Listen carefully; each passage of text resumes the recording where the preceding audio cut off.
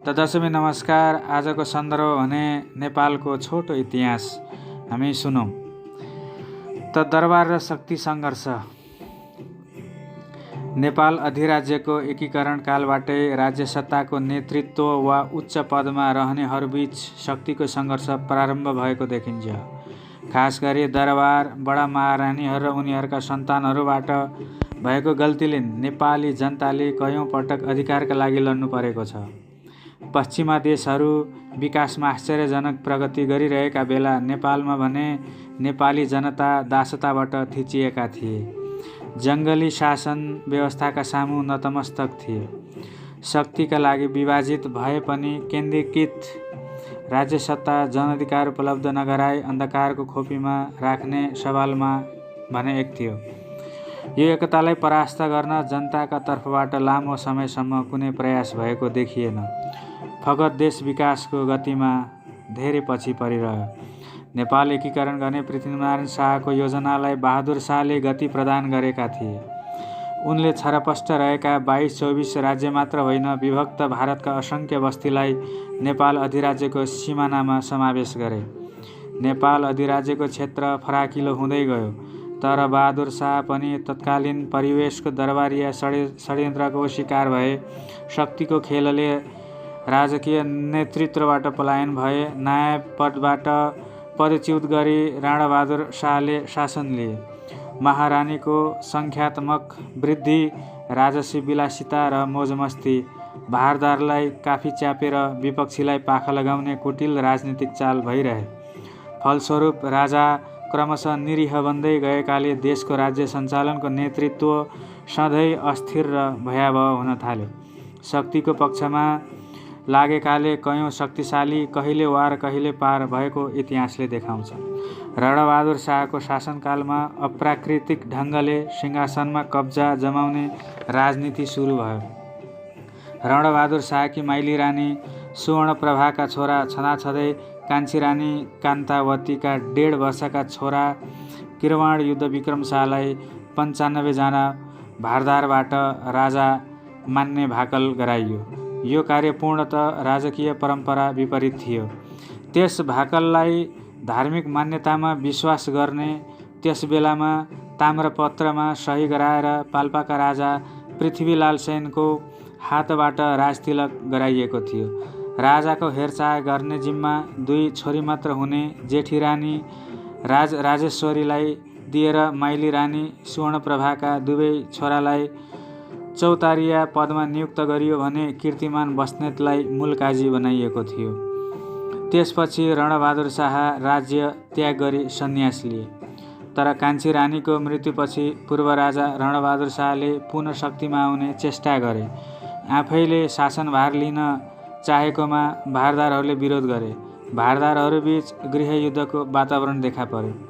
परिस्थिति आफ्नो अनुकूल नभएको हुँदा स्वामी महाराज निर्वाणानन्द उर्फ रणबहादुर शाह, जेठी रानी राजेश्वरी, भीमसेन थापा, दलभञ्जन पाण्डे आदि सहायकका साथ भारतको बनारसतर्फ लागे। बालक राजाको नायबी माइली रानी सुवर्णप्रभाले लिइन्। शक्तिमा टिकिराख्न बाह्य हस्तक्षेप निम्त्याइयो। रणबहादुर शाहलाई नेपाल फर्केर पुनः सत्ता प्राप्त गर्न नदिने उद्देश्यले दामोदर पाण्डे आदि भारदारद्वारा विक्रम सम्वत 1858मा अङ्ग्रेजहरूसित एक सन्धि नै गरियो, जसअनुसार सर्वप्रथम ब्रिटिस सरकारको आवासीय दूतको हैसियतले कप्तान नक्स काठमाडौँ आएका थिए। यसपछिका दिनमा मूल काजी कीर्तिमान बस्नेतको हत्या भएकाले दामोदर पाण्डेको विरोध हुन थाल्यो। यस्तो अशान्त वातावरणकै बेला जेठी रानी काठमाडौँ आइन् र दामोदर पाण्डेको सहयोगले माइली रानीलाई पदच्युत गरी आफू बालक राजाको नायब भइन्। उनले दामोदर पाण्डेलाई मूल काजी बनाइन्। साथै अङ्ग्रेजसित भएको सन्धि भङ्ग गरेर राजदूतलाई फिर्ता पठाइन्। रणबहादुर शाहलाई काठमाडौँ झिकाउने व्यवस्था मिलाउन लागिन्, तर उनी आफू खोसिने भएकाले दामोदर पाण्डे फर्काउन चाहँदैनथे। भीमसेन थापा आदि सहयोगीका साथ विक्रम सम्वत 1860को अन्ततिर रणबहादुर शाह काठमाडौँ फर्के। यसपछिको राजनीति प्राय बडा महारानी मुखी भएको देखिन्छ। उनीहरूकै कारण राजनीतिले एकदमै छिटो गति लिन थाल्यो। रणबहादुर शाहलाई कैद गर्न भारदारहरूको फौज नै परिचालन भयो। दामोदर पाण्डे यो काममा प्रयोग भएका थिए। उनलाई फौजले साथ नदिएपछि सहायक सहित काटिए। दामोदर पाण्डेको इच्छाअनुसार काम गरेको अभियोगमा रानी स्वयं हेलम्बु निर्वासित हुनु पर्यो। रणबहादुर शाह गिरवाण युद्ध विक्रम शाहका नायब भए। हराइसकेको शक्ति फेरि हात लाग्यो रणबहादुरलाई। त्यसपछि भीमसेन थापा मुख्तियार बनाइयो। यसै समयमा विक्रम सम्वत 1861 असारमा गढवालले बुझाउनु पर्ने रकम नबुझाएको आरोपमा शक्तिशाली भीमसेन थापाले पठाएको सेनाले गढवाल दखल गर्यो। अझ अघि बढेर देहरादुन तथा 12 र 18 ठकुराईका रूपमा रहेका ससाना राज्यहरू जित्दै नेपालको सिमानालाई पश्चिममा सतलज नदीसम्म पुर्याइयो। त्यसबेलासम्म बाँकी रहेको 24 राज्य पाल्पालाई पनि नेपाल अधिराज्यमा मिलाइयो। विक्रम सम्वत 1863 को वैशाखमा त्रिभुवन खवासको सर्वस्व भएको घरमा बसेर खवासकै प्राणदण्ड सम्बन्धी मुद्दालाई पुनः दोहोऱ्याएर हेर्दै शेरबहादुर शाहलाई दोषारोपण गरी युद्धमा जाने आदेश दिइयो। रणबहादुर शाहलाई उनके भाइ अर्थात् प्रताप सिंह शाहकी कान्छी रानी ललितपुर राज्यका पूर्व प्रधानमन्त्री वीर नरसिंहकी छोरी मैजू रानी तर्फबाट जन्मेका शेरबहादुर शाहले हत्या गरे। शेरबहादुर शाहलाई पनि तत्कालै बाल नरसिंह कुँवरले 2 टुक्रा पारे। यी कुँवर नेपाली राजनीतिमा चतुर मानिएका अर्थात् राणा शासनका संस्थापक जङ्गबहादुर राणाका पिता थिए। यसपछि थापाकी छोरी भएकाले रणबहादुर शाहकी रानी ललित त्रिपुरा सुन्दरीलाई नायब बनाइयो। रणबहादुर शाहको हत्याको षड्यन्त्रमा सामेल रहेको आरोपमा भीमसेन थापाले पाल्पाली राजा पृथ्वीपाल सेन, रणबहादुर सेन, विदुर शाही, त्रिभुवन खवास, नरसिंह गुरुङ लगायत राज्यका 93 उच्च भारदारहरू तथा दरबारियालाई मार्न लगाए। उनले जेठी रानी राजेश्वरीलाई हेलम्बुबाट झिकाएर उनीसहित 16 वटीलाई जबरजस्ती सती पठाए। यसरी उनले आफ्नो बाटाबाट सम्भावित सबै अवरोध पन्साएर नेपालको राजनीतिमा 31 वर्षसम्म सर्वेसर्वा भए। भीमसेन थापा तिनताका सर्वशक्तिमान थिए र उनले सामाजिक धार्मिक प्रशस्तै सुधारका काम गरे। तदसबिन विक्रम सम्वत 1873 साल माघमा युवा अवस्थामै राजा गिरवाण युद्धको मृत्युपछि राजेन्द्र विक्रम शाह राजा भए। उनको शासनमा नेपालको राजनीति इतिहासमा कालो धब्बाका रूपमा अंकित भयो। 18 वर्षको छँदा रणबहादुर शाहकी रानी ललित त्रिपुरा सुन्दरीले नायबी प्रदान गरिन्। विक्रम सम्वत 1888 उनको मृत्यु भयो। राजेन्द्र विक्रमका 2 रानी थिए। जेठी साम्राज्य लक्ष्मीदेवी पाण्डे भारदारहरूको र कान्छी लक्ष्मीदेवी थापा भारदारहरूको आडेसा लिएर शक्तिमा बस्ने र राजनीतिमा हस्तक्षेप गर्न थाले। आफू अनुकूल जसले काम गर्छ शक्तिमा ल्याउने खेल प्रारम्भ भयो। तदसबिन भीमसेन थापाद्वारा मारिएका दामोदर पाण्डेका छोरा रणजङ पाण्डे र करवीर पाण्डे बाप बैरी तह लगाउने तर्खरमा थिए। यो उनीहरूका लागि उचित अवसर पनि थियो। राजा राजेन्द्र शासन पूर्ण रूपले आफ्नो पक्षमा आओस् भन्ने चाहन्थे। शक्तिमा रहेको भीमसेन थापाको विरोधी प्रशस्त थिए, तर प्रत्यक्ष विरोधीको आँट कसैबाट हुन सकेको थिएन। रणबहादुर शाहको आदेशमा मठ मन्दिर र ब्राह्मणहरूको वीरता हरण गरिएको नै दरबारिया र अन्य ब्राह्मण भीमसेन थापाका बैरी भएका थिए। भीमसेन थापा विक्रम सन् 1894 सालमा बिरामी भएर गोर्खा गएको बेला राजा राजेन्द्रले महत्त्वपूर्ण पदमा रहेका भीमसेन थापाका सबै समर्थकहरूलाई हटाएर शक्तिहीन बनाइदिए। राजेन्द्रको यो कदम उनकै लागि अभिशाप साबित भयो।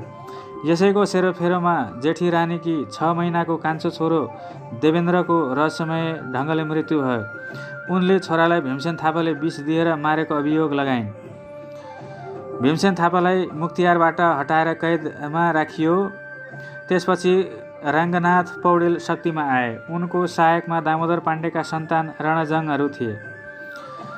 3 दशकपछि सत्ता सञ्चालनको ध्रुवीकरणले नयाँ मोड लिएको थियो। तदसबिन भीमसेन थापा माथिको अभियोग पौडेल नेतृत्वमा रहेको समूहले पुष्टि गर्न सकेन। थापाका नाममा रहेका र भोगचलन गरिआएका चल अचल सम्पत्ति राज्यले फिर्ता दियो।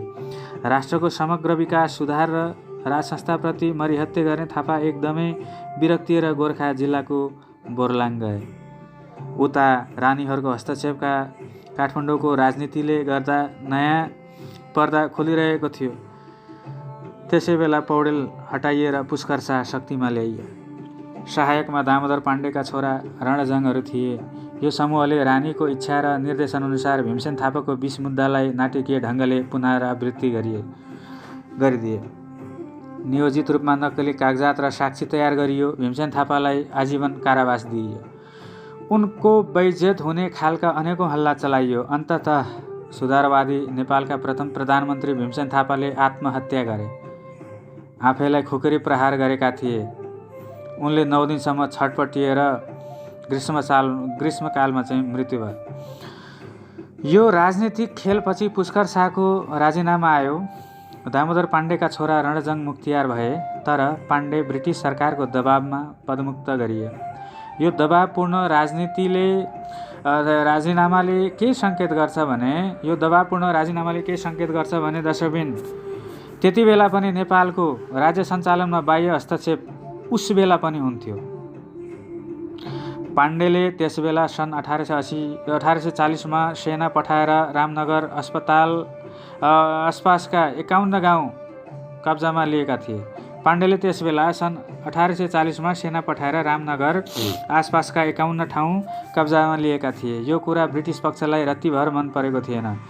यसको गुनासो सोझे दरबारमा गरिएर ब्रिटिस सरकारको दबावमा पाण्डेलाई हटाएर फतेजङ शाह मुख्तियार बनाइयो। भीमसेन थापाको अवसानपछि खास गरी राजा राजेन्द्र दुई रानीको राजनीतिमा फसिसकेका थिए। अन्ततः राजा राजेन्द्रले सही समयमा उचित निर्णय लिन नसकेकै कारण शर्मनाक मृत्युको सामना गर्नु पर्यो। दुवैलाई खुसी पार्न उनले गरेको यावत प्रयासले सङ्कटको निकास दिन सकेन। दर्शकबिन दुवै रानीले भारदारहरूमा गुट सिर्जना गरेका थिए। हुँदा वरियताक्रममा नरहेका रणेन्द्र विक्रम शाहलाई युवराज बनाउने खेल सुरु भयो। कान्छी रानीको चाहना यस्तै थियो। यसका लागि उनी आदेशअनुसार काम गर्ने भारदारहरूको खोजीमा थिइन्। जबकि रोल क्रममा जेठी रानी तर्फकी सुरेन्द्र युवराज भइसकेका थिए। कान्छी रानीले सुरेन्द्रलाई पन्छाउन राजा राजेन्द्र मार्फत अनेकौं प्रयास गरिन्। विक्रम सम्वत 1898मा जेठी रानीको मकवानपुरको हेटौडामा औलोका कारण मृत्यु भयो। यसपछिका दिनहरूमा कान्छी रानी शक्तिमा आइन्।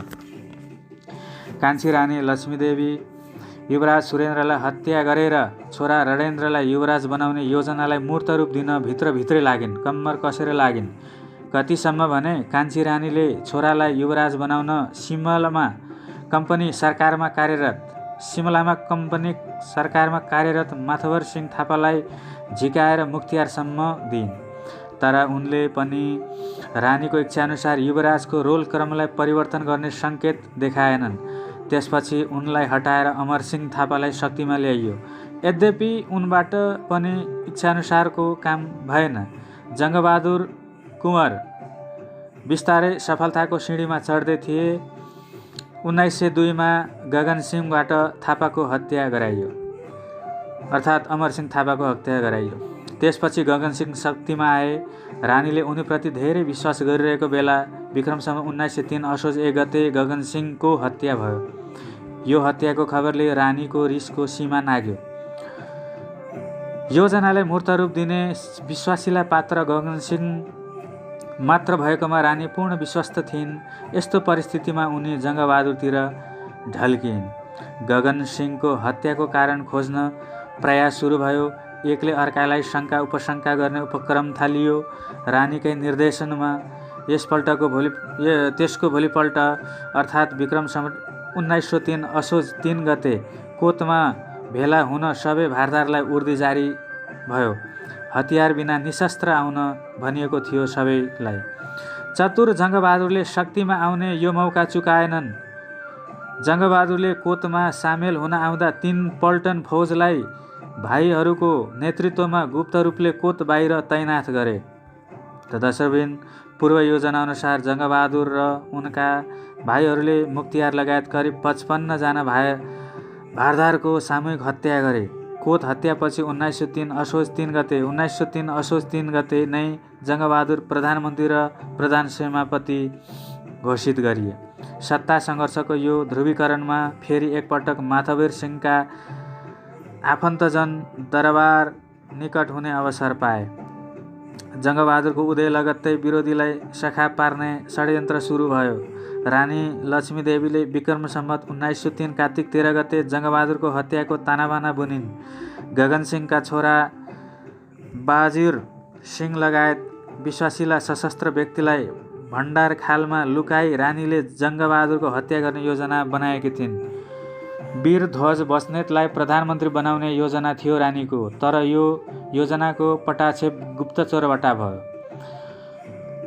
जङ्गबहादुरले बाटेमा कप्तान रणमेहर मार्फत प्रधानमन्त्री बनाउन लागेका वीरध्वज बस्नेतलाई काटेर मारे।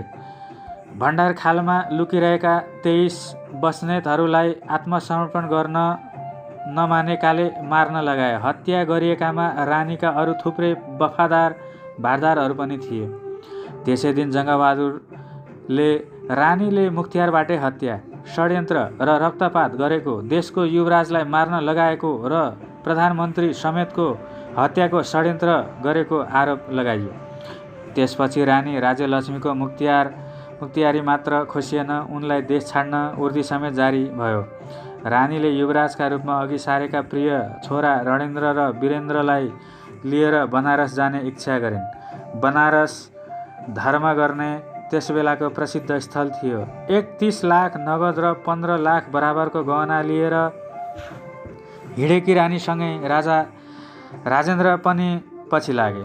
राजा राजेन्द्र फर्केर नआएकाले पटक पटक पत्र पठाउँदा पनि नआएको कारण देखाएर जङ्गबहादुरले विक्रम सम्वत 1904 अर्थात् 12 मई 1847 मा राजपदबाट बर्खास्त गरी सुरेन्द्र विक्रम शाहलाई राजगद्दीमा बसाए। त्यसपछि भने जङ्गबहादुर सर्वशक्तिमान भए।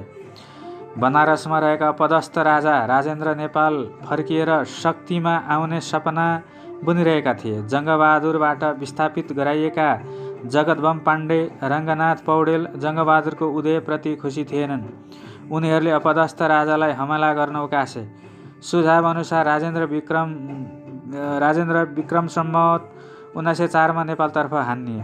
1500 भन्दा बढी फौज लिएर जङ्गबहादुरलाई समाप्त गर्न आएका राजेन्द्र पर्सा जिल्लाका वीरगञ्ज नजिकै अलौ भन्ने ठाउँमा आइपुगे।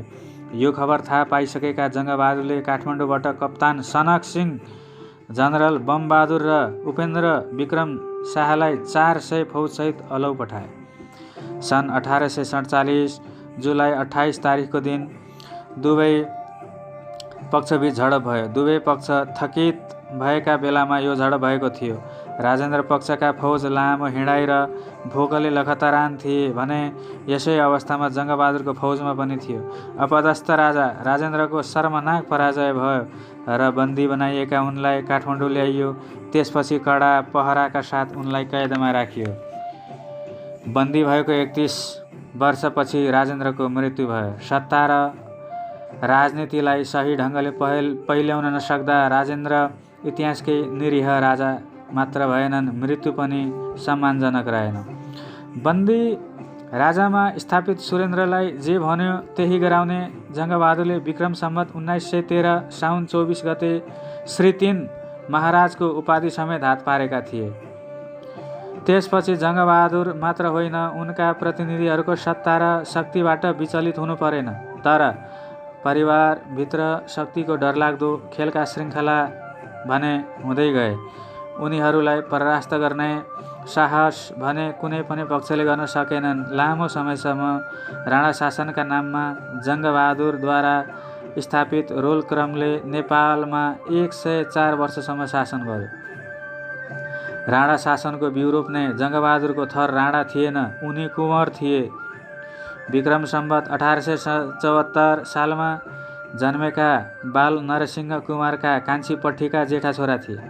जेठी आमा तर्फबाट जन्मेका भक्तिवीर जङ्गबहादुरका दाजु थिए। माथवर सिंह थापाकी बहिनीका तर्फबाट जङ्गबहादुर सहित 7 छोरा र 2 छोरी जन्मेका थिए। बाराको पत्थरघट्टामा शिकार खेल्न गएको बेला जङ्गबहादुरको 25 फेब्रुअरी 1877 ईस्वीसम्ममा मृत्यु भएको थियो। जङ्गबहादुरद्वारा स्थापित एकतन्त्रीय शासन व्यवस्थामा पनि विग्रह र कलह नआएको भने होइन। हत्या, विस्थापन लगायतका घटना सामान्य थिए, तर र सत्ता पाउनका लागि अनेकौँ दाउपेच हानथाप भइ नै रहे। राज संस्था अझ भनौँ राजा निरीह थिए र विपक्षमा यस्तो शक्तिशाली समूह देखा परेन। राज संस्थामा रहेको विवाद राणाहरू पनि सर्यो र विभिन्न कलहहरू भइ नै रहे। विक्रम सम्वत 1913 को लाल मोहर अनुसार प्रधानमन्त्रीको पद भाइहरूमा र श्री 3 महाराजको पद जङ्गबहादुरका सन्तानमा जानुपर्ने थियो। यसै अनुसार जङ्गबहादुरले माइला भाइ बमबहादुर राणालाई प्रधान सेनापति र प्रधानमन्त्रीको पद हस्तान्तरण गरेका थिए। तर 7 मध्ये 5औं रोल क्रमका भाइ रणोद्दीप सिंहले श्री 3 महाराज सहित प्रधानमन्त्री र प्रधान सेनापति पद आफैसित राखे। रणोद्दीप सिंह शक्तिमा आउनु पनि एक किसिमको चलाखी थियो। युवराज त्रैलोक्य विक्रम जङ्गबहादुरका छोरा जगत जङलाई श्री 3 र महाराज बनाउन चाहन्थे तर जङ्गबहादुर बिरामी भएको झुटो खबर दिएर त्रैलोक्य विक्रम र जगत जङलाई बारा पठाएका थिए। यो काममा जङ्गबहादुरका कान्छा भाइ धीर शमशेरको मुख्य भूमिका थियो। युवराज त्रैलोक्य विक्रम जङ्गबहादुरका छोरा जगत जङको पक्षमा थिए। विक्रम सम्वत 1934 सालमा कलिली उमेरमा त्रैलोक्य विक्रमको मृत्यु भयो। विक्रम सम्वत 1938 मा जगत जङहरूको काका रणोद्दीप सिंह र धीर शमशेरलाई मार्ने योजना बनाए। यो काममा जगत जङहरूले थापा, पाण्डे, बस्नेत, विष्ट लगायतका भारदारहरूसित साँडगाँड गरेका थिए। तर यो योजना कर्णेल उत्तरध्वजबाट थाहा पाएपछि जङ्गबहादुर राणाका सन्तान र पक्षलाई मृत्युदण्ड र कैद दिइयो। 41 जना काटिए, 10 ब्राह्मण मुडिए र 52 जना कैद गरिए। यो घटना नेपालको इतिहासमा 38 सालको पर्वका नामले प्रसिद्ध छ। विक्रम सम्वत 1941 सालमा शक्तिशाली धीर शमशेरको मृत्यु भयो। उनका 17 जना छोरा थिए।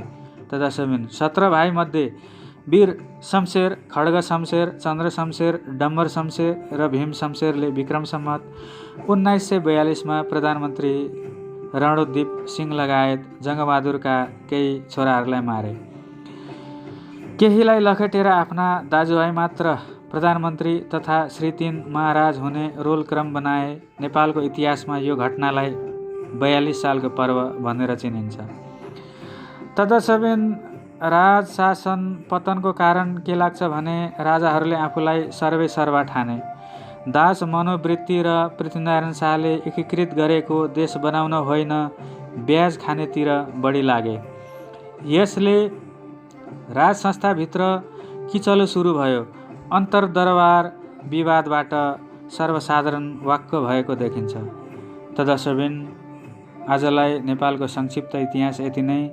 भोलि अर्को यहाँबाट चाहिँ नि धारा प्रवाह रूपमा चाहिँ नि अब हाम्रो राजा वीरेन्द्रसम्मको चाहिँ नि लिएर आउनेछु। त्यतिन्जेललाई छुट्यौँ। हजुरहरूको दिन शुभ रहोस्। सुनिदिनु भएकोमा धन्यवाद।